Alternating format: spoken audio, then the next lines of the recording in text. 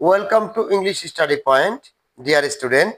আজকে আমরা তোমাদেরকে 2026 সালে যারা এসএসসি পরীক্ষা দেবে তাদের 1 নং প্রশ্নের উত্তরের সমাধান করবার চেষ্টা করছি।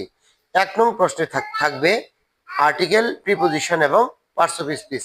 আমরা ইতিপূর্বে তোমাদেরকে আর্টিকেলের ব্যবহারগুলো দেখাইছি, এবার দেখাবো কিভাবে শূন্যস্থানের মধ্যে তোমাদেরকে প্রিপোজিশন ব্যবহার করতে হবে।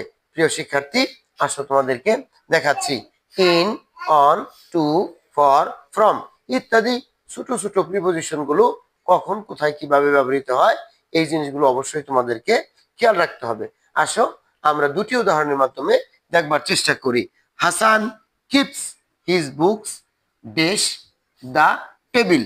এখানে Hasan keeps his book, table যেহেতু আছে সুতরাং কোনো কিছুর লাগালাগি উপরে অর্থ দিতে অন ব্যবহৃত হবে। এখানে অন হবে।